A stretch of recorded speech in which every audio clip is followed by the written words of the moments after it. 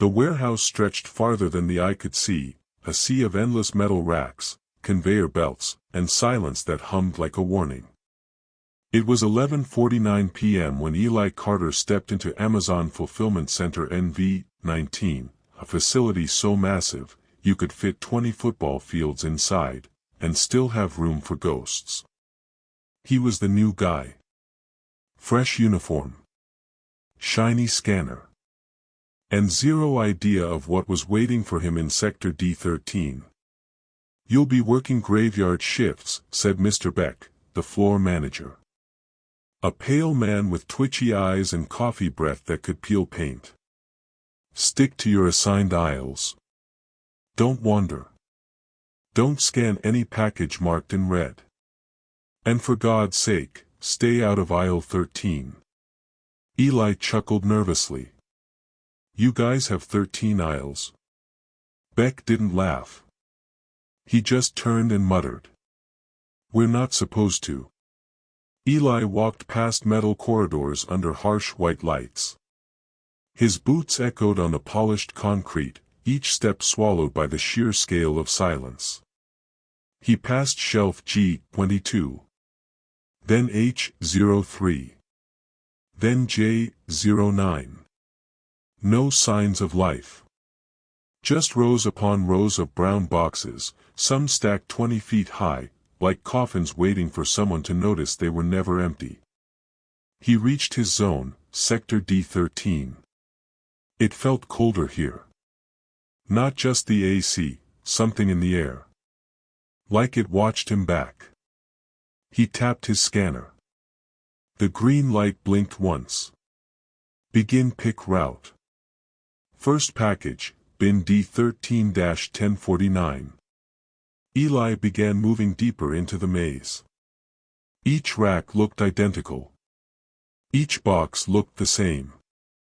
Until he saw it. A small handprint on the wall. Low, like a child's. Faint. Greasy. Fresh. He paused. "Is someone else here?" he called out, trying to keep his voice steady. No answer. Only the soft hum of the belt systems far away, and the distant sound of a conveyor belt turning on, all by itself. He tried shaking it off. Maybe the last shift left it. Maybe a child was on a tour. Maybe. "Don't scan red," he whispered to himself. But why red? He passed another shelf, this one with torn boxes. And on the floor, a tag half stuck to the concrete. Smudged, but barely visible. Inventory ID, 777X. Inactive. He bent down to scan it. The scanner buzzed, then went dead. The screen turned black. All the lights above him began to flicker, rhythmically. One aisle turned completely dark. Then another. Like a wave approaching him, aisle by aisle. He stood frozen. "Not funny, guys, if this is hazing, I'm not laughing." No response. Just the quiet hum of something turning behind him.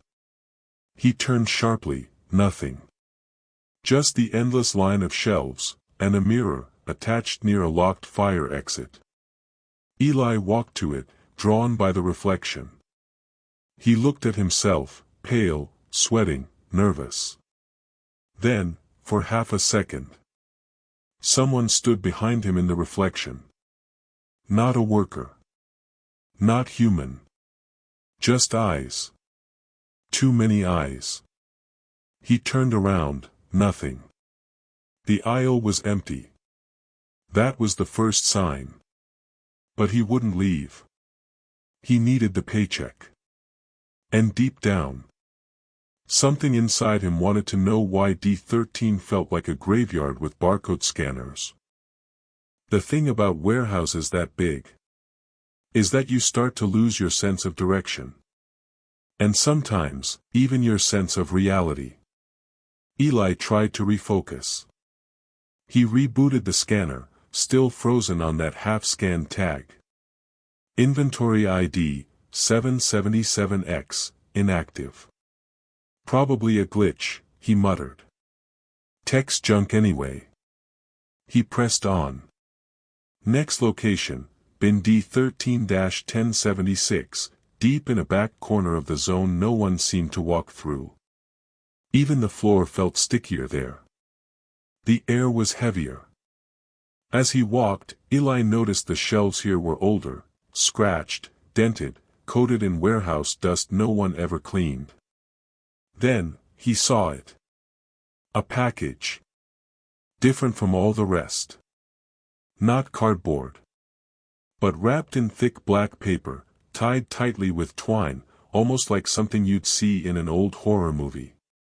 There was no barcode. No label. Just a handwritten note on yellow paper, taped to the top.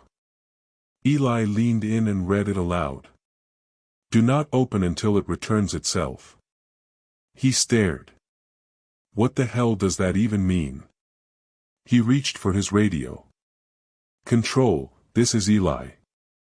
Found a package in D13, no scan code, no origin. Request pickup. The radio crackled back, but this time, it wasn't the usual operator voice. Instead, a faint, raspy whisper replied. Put it back. He froze. Who is this? Is this a joke? Silence. Then, footsteps. Fast ones.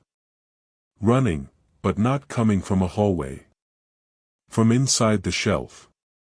He stepped back. The shelf beside the package began to vibrate, then bulge outward, as if something was moving inside it. Not climbing. Crawling.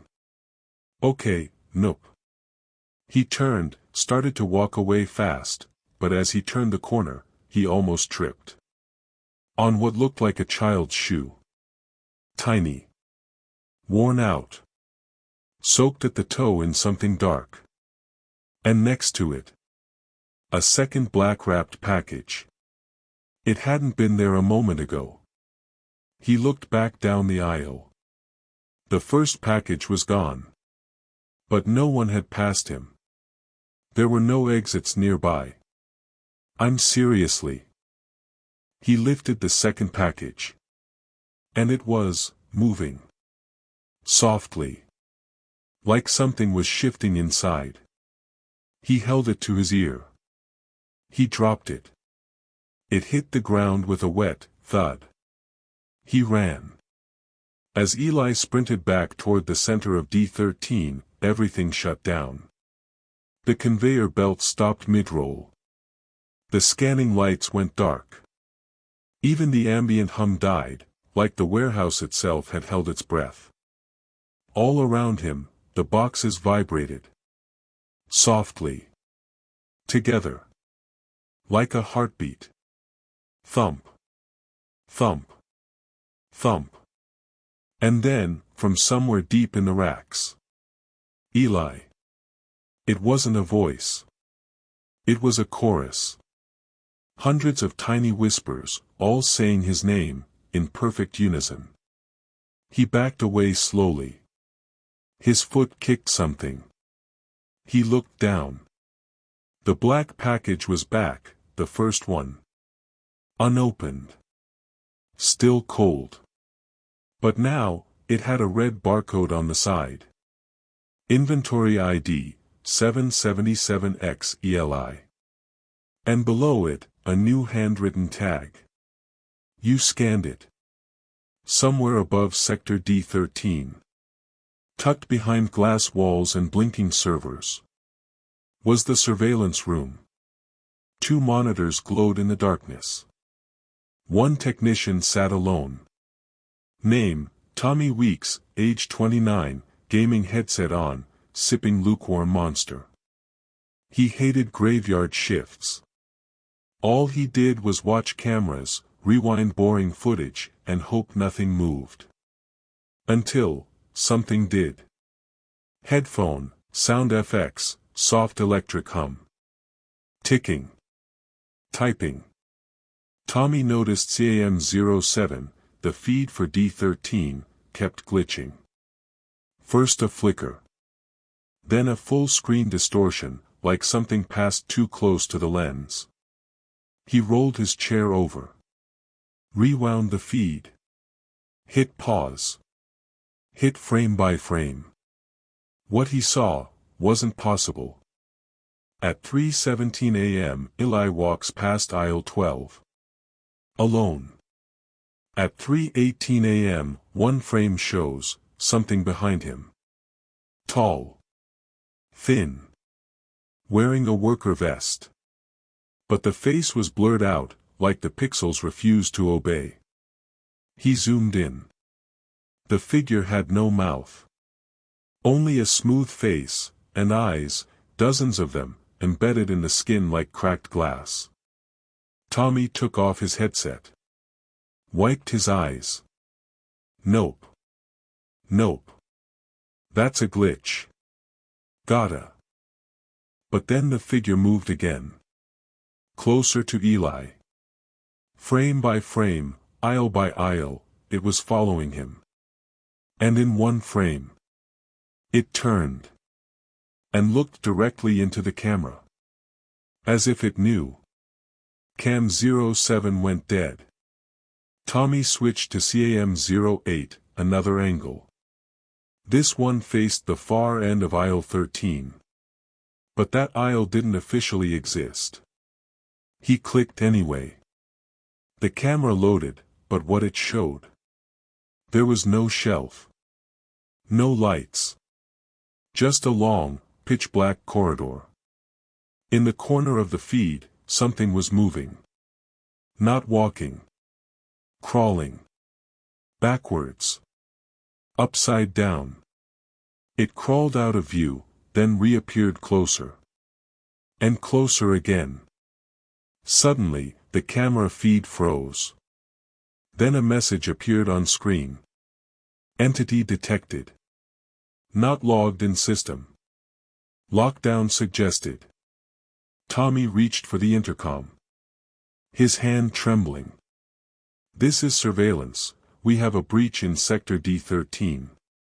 Someone, something, is down there. No one replied. Then the screen showed a new message. Last package scanned, 777X ELI. Tommy blinked. That wasn't a parcel ID. That was a person's name. He tried accessing Eli's personnel file. Nothing. No hiring record. No ID badge. No work logs. Just an error screen with 3 red words. Already delivered. And that's when all the monitors in the room began to turn off. One by one. Until the room was dark. Tommy stood. Behind him. A whisper. You saw too much. He turned around. And the last thing the backup camera ever recorded was Tommy Weeks' headset falling to the floor. Still buzzing. Still echoing. 777X Eli. 777X Eli.